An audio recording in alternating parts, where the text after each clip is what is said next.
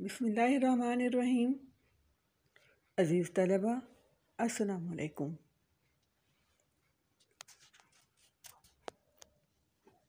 آج ہم unit number 4 جس کا عنوان ہے تدریس اسلامیات کے روایتی طریقے پڑھنے جا رہے ہیں۔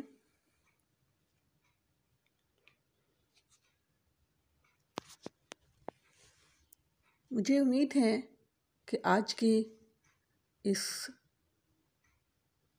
یونٹ کو، اس سبق کو پڑھنے کے اور سننے کے بعد آپ میں یہ صلاحیت پیدا ہو جائے گی کہ تدریس اسلامیات میں مختلف روایتی تدریسی طریقوں کی اہمیت اور ضرورت اور افادیت کو جان سکیں۔ نمبر 2، تدریس کے زیر مطالعہ طریقوں کا ادراک کر سکیں اور موضوع کی مناسبت سے مناسب طریقہ تدریس کا انتخاب کر سکیں۔ تدریس اسلامیات میں مروجہ روایتی طریقوں کا مؤثر استعمال کر سکیں، اور آخر میں یہ کہ مختلف روایتی طریقہ ہے تدریس کا تقابلی جائزہ لے سکیں اور حسب ضرورت 2 یا 2 سے زیادہ طریقوں کے امتزاج سے استفادہ کر سکیں۔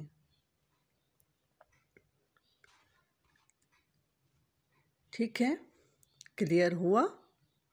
چلیں اب ہم آگے چلتے ہیں، باقاعدہ اس سبق کا آغاز کرتے ہیں۔ سب سے پہلے ہم بیان کریں گے تقریری طریقہ۔ تقریری طریقہ سب سے قدیم ترین طریقہ تدریس ہے۔ اس میں عام طور پر استاد تقریر کے ذریعے تمام حقائق طلبہ کے سامنے پیش کر دیتے ہیں، اور طلبہ اس کی تقریر کو سنتے ہیں اور اپنے استطاعت اور ضرورتوں کے مطابق اس میں سے اہم حصے اور نکات تحریر کرتے جاتے ہیں۔ بچوں میں یہاں واضح کرتی چلوں، تقریری طریقہ کو اگر ہم انگلش کے آج لفظ استعمال کرتے ہیں لیکچر میتھڈ، تو یہ لیکچر میتھڈ کو اردو میں تقریری طریقہ کہیں گے۔ ٹھیک ہے، تو اس طریقے میں آپ لوگ بھی دیکھتے ہیں کہ ہم اکثر کلاس روم میں اسی طریقے کو اپناتے ہیں اور پڑھا رہے ہوتے ہیں، اور آپ لوگوں کو لیکچرز دے رہے ہوتے ہیں، اور اس میں سے آپ نے اگر کوئی نقطہ یا کوئی ایسی بات جو سوال جس کا کیا جا سکے یا کوئی نقطہ اٹھایا جا سکے، تو آپ وہ سوال کرتے ہیں، اور بلکہ موقع بھی دیا جاتا ہے، اور پھر اس کا آپ کو استاد تسلی بخش جواب بھی دے دیتا ہے۔ یہاں تک کہ استاد خود بھی سوال کرتے ہیں اور ان کا، تاکہ بچوں کا جائزہ لے سکیں کہ وہ کس حد تک پریزنٹ تھے کلاس میں، انہوں نے کس حد تک سمجھا لیکچر کو۔ تو اگر سمجھ جاتے ہیں تو ویل اینڈ گڈ، اگر نہیں سمجھ، انہیں محسوس ہوتا ہے استاد کو کہ کچھ چیزیں ایسی تھیں کہ کلیئر نہیں ہوا، انہیں وہ وہاں پہ کلیئر کر دیتے ہیں۔ ٹھیک ہے، اس کے بعد آتا ہے ضرورت اور اہمیت۔ اب طریقہ کی ضرورت اور اہمیت کیا ہے؟ بیٹا اس میں جو طریقہ ہوتا ہے تقریری طریقہ تدریس، نئے مواد کو سامعین کے سامنے پیش کرنے کے زیادہ موضوع ہے۔ اب دیکھیں، تقریری طریقہ میں ہم کوئی بھی نیا مواد آ جاتا ہے، کوئی نیا میٹیریل آ جاتا ہے، کوئی نئی بات ہمارے سامنے آتی ہے جو ہم بچوں کے سامنے، اسٹوڈنٹس کے سامنے بیان کر سکیں یا ان کو بتائیں، تو یہ زیادہ موضوع ہوتا ہے کہ ہم ان کو لیکچر میتھڈ کے ذریعے، تقریری طریقہ کے ذریعے بتا دیں۔ اب جیسے کہ ہوتا ہے کہ علماء کرام ہوتے ہیں، واعظین ہیں، یا عید کی نمازیں اور خطبے وغیرہ، تو اس میں سے اکثر سننے والے بھول جاتے ہیں، یا کچھ یاد رہتا ہے، کچھ بھول جاتے ہیں۔ لیکن طریقہ تدریس جو ہمارا ہوتا ہے اس میں ہم اگر تقریری طریقہ کو استعمال کریں گے، اس سے یہ ہوتا ہے کہ ذہن نشین ہو جاتا ہے، ان کے جو بھی لیکچر آپ دیتے ہیں، جو بھی آپ ان کو بتاتے ہیں لیکچر میتھڈ کے ذریعے، تقریری طریقہ کے ذریعے، اس سے یہ ہوتا ہے کہ کوشش یہ ہوتی ہے کہ استاد حتی الامکان کوشش کرتا ہے کہ اس تقریری طریقہ کو مؤثر بنایا جائے اور طلبہ کو بہترین انداز سے ان کا سبق پڑھا دیا جائے۔ اس کے کچھ تقریری طریقہ تدریس کے کچھ بنیادی اصول ہوتے ہیں جن پر وہ عمل بھی کرتے ہیں۔ اب اسلامیات کی اگر ہم بات کریں تو اسلامیات میں بہت سا مواد ایسا ہوتا ہے، مثلاً عقائد، عبادات، معاملات، تاریخ وغیرہ، جس میں جو کنٹینٹ ہوتا ہے، جو مواد اس نے پہنچانا ہوتا ہے، جو نفس مضمون ہوتا ہے، اس کی نوعیت تقریری طریقے کا تقاضا کرتی ہے کہ دیکھیں ہم نماز کے بارے میں بتا رہے ہیں، عیدین کی باتیں کریں، عبادات کے بارے میں کریں گے یا معاملات کی باتیں کریں گے، تو اس میں ہم دیگر طریقوں کی نسبت تقریری طریقہ، لیکچر میتھڈ استعمال کرنا زیادہ مناسب سمجھتے ہیں۔ کچھ لوگوں نے اس پر اعتراضات بھی کیے ہیں، لیکن ضروری احتیاط کے ساتھ۔ اب ضروری احتیاط کا لفظ یہاں پر کیوں استعمال ہوا ہے؟ اس لیے ہوا ہے کہ کچھ اگر ہمارا پختہ نہیں ہے علم عقائد کے بارے میں، عبادات کے بارے میں، یا کچھ زندگی کے معاملات ہوتے ہیں نہیں ہوتا، تو ہم وہ اس وجہ سے اعتراضات لگائے گئے ہیں کہ ہم شاید غلط میسج نہ کسی کو پہنچا دیں، یا ہماری طرف سے کوئی غلط معلومات نہ پہنچائیں، لہٰذا اس وجہ سے تھوڑا سا اعتراض کیا ہے۔ تو اگر ہم اس بارے میں احتیاط کر لیں اور اپنا پہلے سے ہمیں اچھے سے تیاری کر لیں تو یہ طریقہ تدریس مؤثر ترین طریقہ ہے۔ اب اس میں ہم بہتری کے کیا اقدامات کر سکتے ہیں؟ کون سے سٹیپس ہیں جو اس میں بہتری لا سکتے ہیں؟ تو اس پر میں بات کرتے ہوئے بتاؤں گی کہ دلچسپ اور مؤثر انداز ہونا چاہیے ہمارا۔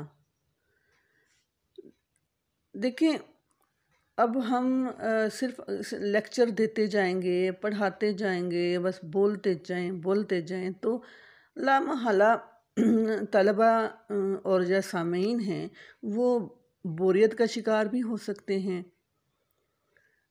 لہٰذا اس میں بچوں کو اس طریقے سے پڑھایا جائے جو دلچسپ انداز ہو۔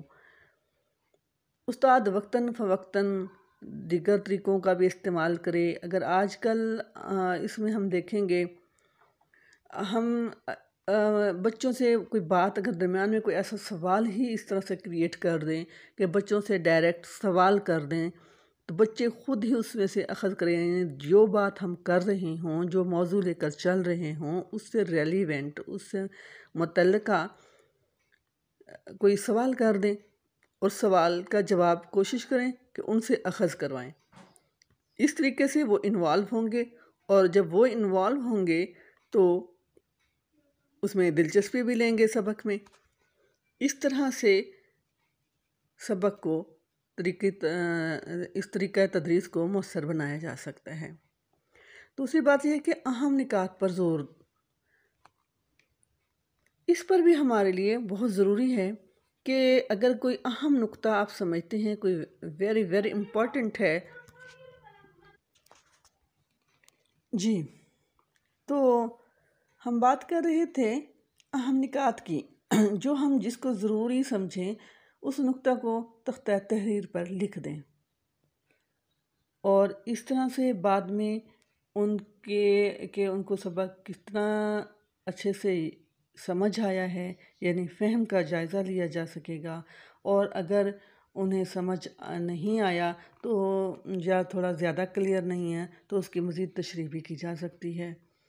تختہ تحریر پر لکھنے کا یہ ہوتا ہے کہ ہمیں یاد رہ جائے گا کہ یہ ہمیں پوائنٹ لیکچر کے دوران اہم لگا تھا۔ پھر اس میں آ جاتا ہے کہ موزوں الفاظ کا استعمال۔ تقریری طریقہ میں اب یہ اس بات کا زیادہ خیال رکھنا چاہیے، وہ اس بات کا تقاضا کرتا ہے کہ سبق جو سبق بھی پڑھایا جائے اس سبق کی زبان آسان اور موزوں الفاظ پر مشتمل ہو، شگفتہ اور سلیس انداز سے طلباء کو پڑھایا جائے۔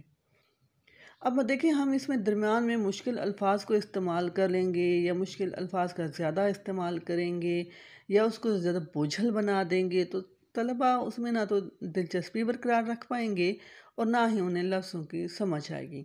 جہاں آپ مناسب سمجھیں کہ یہاں پر یہ لفظ جو مشکل ہیں یا تمام طلباء کو ممکن ہے کہ اس کا مطلب نہ آتا ہو تو اس کو سلیس انداز میں، آسان اردو میں بتا دیا جائے۔ دوسرا ہے کہ مربوط اور مسلسل انداز۔ اب مربوط اور مسلسل انداز کیا ہوتا ہے؟ اگر تقریر بے ربط ہوگی، غیر مسلسل ہوگی، اب اس کا یہ کیا مطلب ہوگا بے ربط اور غیر مسلسل؟ کہ دیکھیں ہم بات کبھی کیا کر رہے ہیں، ابھی وہ بات مکمل ہی نہ ہوئی ہو تو ہم دوسری بات شروع کرتے ہیں، پھر دوسری کو کٹ کے پھر ہم پہلی پہ آ جائیں تو یہ یعنی اس کا ایک بات کا ربط، ایک تسلسل برقرار نہ رہے، یعنی جو بات ہم کر رہے ہوتے ہیں اس کو اسی تسلسل میں نہ لے کر چلیں، درمیان میں کچھ اور ایکسٹرا فالتو چیزیں شامل کرتے جائیں یا ترتیب ہی غلط ہم کر دیں تو وہ بھی بہتر نہیں ہوتا۔ لہٰذا اس میں جو لیکچر میتھڈ ہوتا ہے، تقریری طریقہ ہوتا ہے، اس میں تسلسل اور ربط بہت زیادہ ضروری ہے۔ دیکھیں اگر ہم موضوع سے ادھر ادھر بھٹک جاتے ہیں یا بھٹک جائیں گے تو یہ مشکل ہو جاتا ہے۔ اب پھر ہم نے اس چیز کو سابقہ معلومات سے بھی اس کا ربط کرنا ہے کہ جو طریقہ ہم اپنا رہے ہیں، کوئی بھی طریقہ ہے، ہم تقریری طریقہ کوئی بھی سبق پڑھاتے ہوئے ہم اگر شروع کرتے ہیں تو ہمیں سب سے پہلے سابقہ معلومات سے اس کو جوڑنا چاہیے، یعنی جسے ہم اگر انگلش میں کہتے ہیں پریویس نالج، ہمیں ان کا چیک کرنا چاہیے کہ جو کل ہم نے پڑھایا تھا انہیں کتنا یاد ہے، پہلے ہم وہاں سے شروع کریں، انہیں کتنا سمجھ میں آیا تھا، وہ ان سے شروع کرتے ہوئے پھر ہم اپنے موجودہ لیکچر کی طرف آئیں گے تو یہ بہتر ہوتا ہے۔ ان شارٹ یہ کہ طلباء کی سابقہ معلومات سے ربط کے ساتھ سبق کا آغاز کیا جائے۔ جمہوری ماحول اور رویہ۔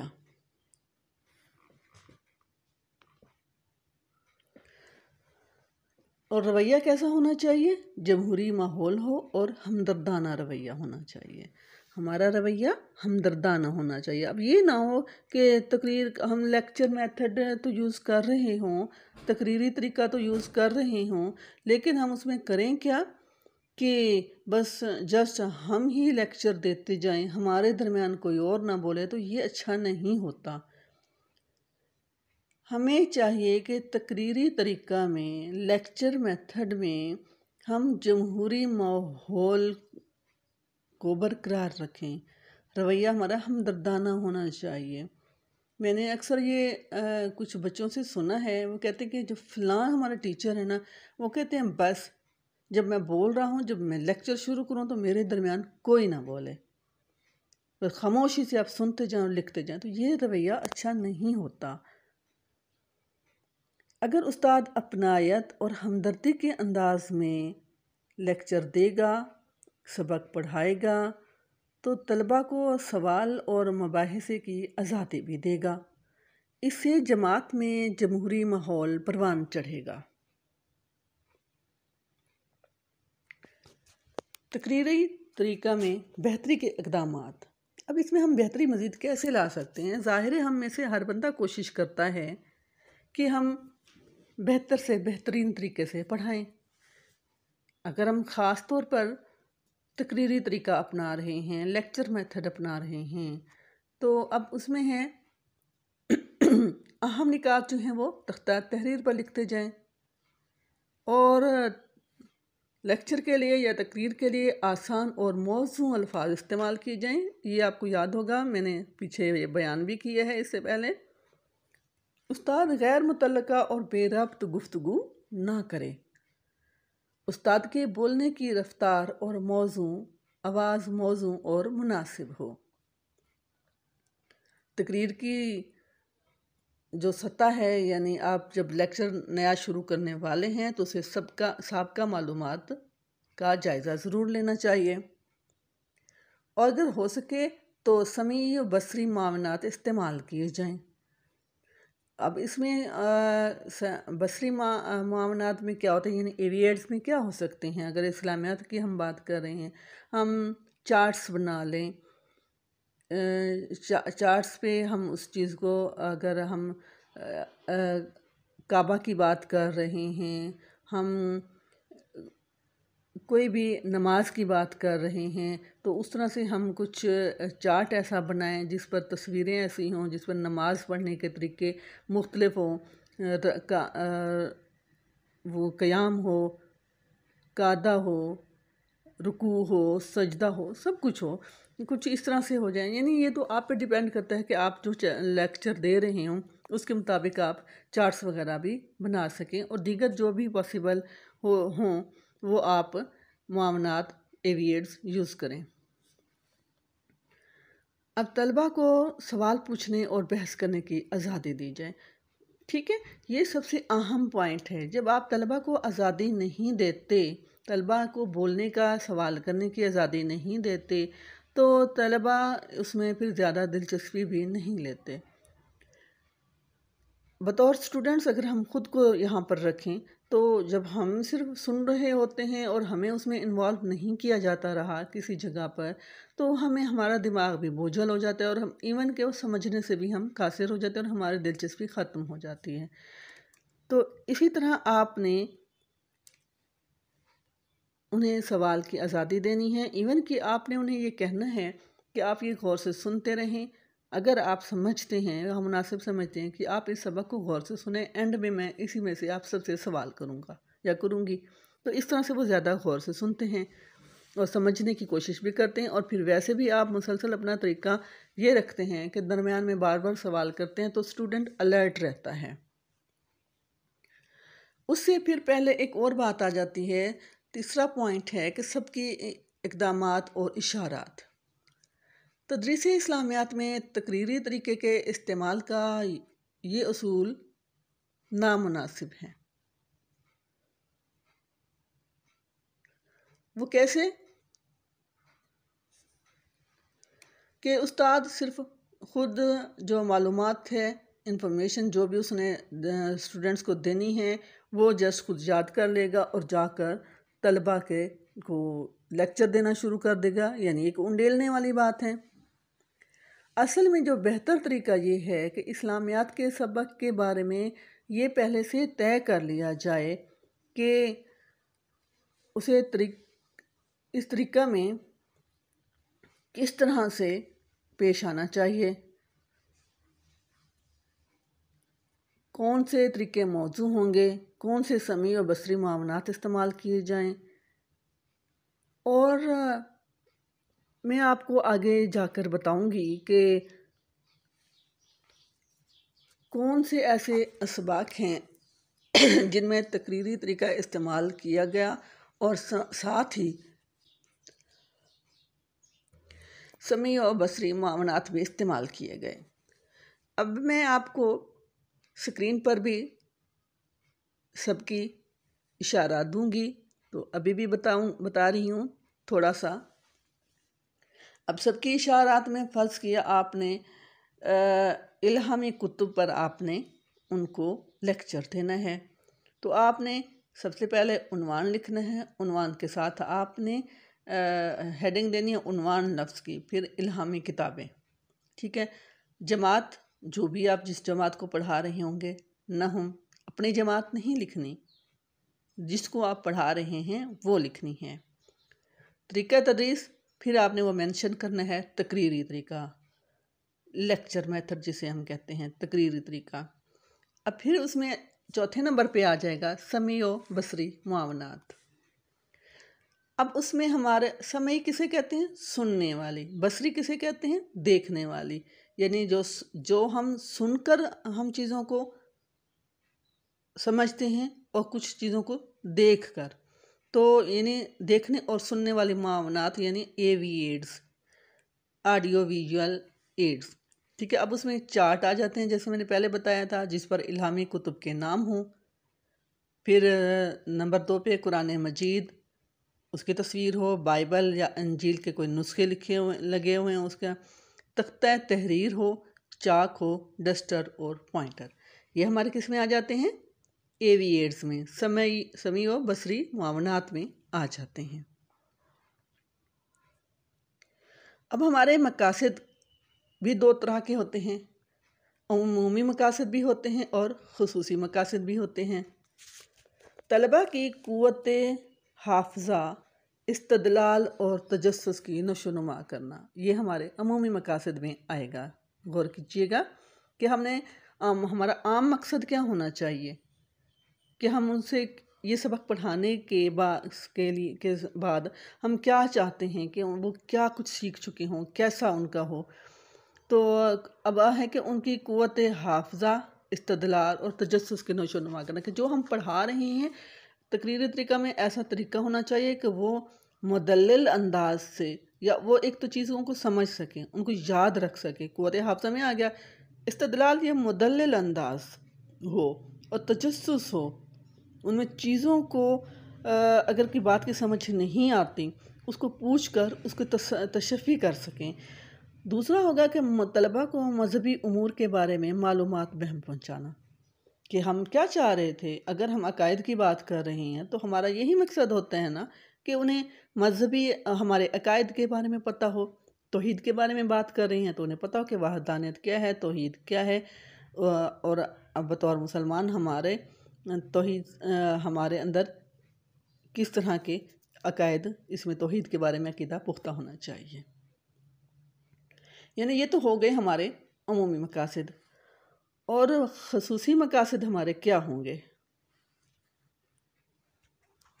جی، تو ہمارے خصوصی مقاصد میں ہیں کہ اسلامی عقیدے کے لازمی جز کی حیثیت سے الہامی کتب کی حیثیت واضح ہو، کہ جو ہم فرض کیا ہم عقائد کے بارے میں پڑھا رہے ہیں، تو ہمارا فوکس یہ ہونا چاہیے کہ انہیں لازمی جز کی حیثیت سے الہامی کتب کی حیثیت واضح ہو۔ دوسرا ہے کہ طلباء کے ذہنوں میں یہ شعور جاگزیں ہو، یہ پختہ ہو جائے کہ الہامی کتب انسانیت کی ہدایت کے لیے نازل ہوئی ہیں۔ آپ کو اچھے سے معلوم تو ہوگا نا طلباء کہ الہامی کتب کنہیں کہتے ہیں اور کون سی کتب ہیں؟ قرآن مجید ہے، انجیل، زبور اور تورات۔ تیسرا یہ ہے کہ طلباء میں اس امر کا شعور پیدا ہو کہ قرآن پاک کے سوا باقی الہامی کتب میں تحریف ہو چکی ہے، یعنی ان میں رد و بدل ہو چکا ہے، کیونکہ قرآن مجید کا ذمہ اللہ نے لیا ہے، اور اللہ نے اس کو محفوظ رکھا ہے، اور تا قیامت وہ محفوظ رہے گی، اور اس میں کوئی رد و بدل کا امکان ہی نہیں ہے، نہ ہی کسی کی جرت ہے کہ کوئی کر سکے۔ لیکن باقی کتب میں لوگوں نے اپنے مفادات کو پیش نظر رکھتے ہوئے تحریف کر دی ہے، رد و بدل کر دیا ہے۔ لیکن ہمیں جب طلباء کو پڑھا رہی ہوں تو ان کو یہ پکا ان کا نالج دے دیا جائے، ان میں یہ شعور پیدا کر دیا جائے، پختہ شعور پیدا کر دیا جائے کہ قرآن پاک میں تحریف نہیں ہو سکتی۔ پھر ہم نے سابقہ معلومات کا جائزہ لے کر لینا ہے کہ کیا طلبہ اس بات سے واقف ہو گئے ہیں کہ وہ الہامی کتب پر ایمان لائے بغیر ہم مسلمان نہیں بن سکتے، اور قرآن مجید آخری الہامی کتاب ہے۔ ٹھیک ہے، انشاءاللہ تعالی اب کی یہ ویڈیو یہیں تک۔ انشاءاللہ اگلی ویڈیو میں مزید لیکچر تھوڑی دیر میں بیان کرتی ہوں۔ آپ ہمارے ساتھ رہیے گا مزید معلومات کے لیے، مزید ویڈیو کے لیے سننے کے لیے، اور اگلا لیکچر اپنے لیکچر کو کمپلیٹ کرنے کے لیے۔ اللہ حافظ۔